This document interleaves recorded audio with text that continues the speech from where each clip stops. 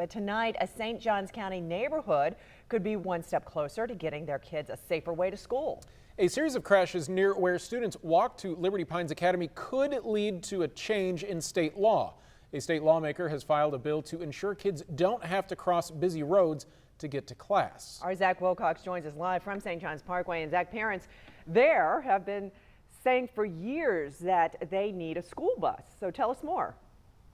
Yeah, Jessica, this isn't my first time out here, and every time there's a crash along this road, I get a picture and a message from parents about it, and I'm not the only one they're sending that to, because we've seen county and state leaders work to move this sidewalk that I'm standing on further away from the road. We've seen a temporary bus provided to part of this neighborhood, and yet the thing that they've been asking for they still don't have, and that's a permanent bus. Well, now a representative in the State House wants to give them that, not only for the Liberty Pines Academy students, but also for other elementary school students across the state that are in a similar situation.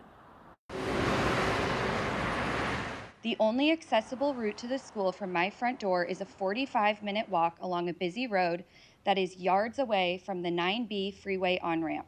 Kimberly Reach spoke before a delegation of state lawmakers with one request. It's the same request she's had since her daughter was in kindergarten at Liberty Pines Academy. Bus transportation is a critical need to get children to school safely. We are well aware of it, and we're looking into it. Thank you. This isn't the first time Representative Kim Kendall has heard about the lack of buses. In fact, her friend who lives in the neighborhood already called her about the situation. A car almost hit her daughter.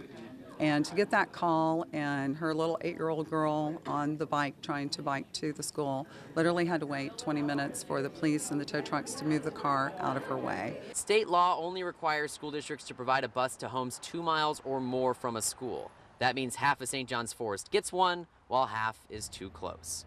There are exceptions for hazardous road conditions, but this sidewalk doesn't meet those requirements. Kendall thinks it should, so she filed a bill to add paths near on-ramps to freeways and interstates, like 9B, to the list of hazardous exemptions. And if we had a bus start from ground zero with a bus driver, it was running about $14,000 a year. Just in the past 2.5 years, First Coast News has reported on cars crashing into the pedestrian bridge, an overturned semi-truck, and a person being airlifted to a hospital after crashing in the median.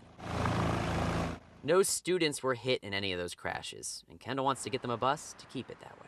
I can't imagine being a parent myself, having to send my kids out on a sidewalk where, you know, it's a very unsafe situation.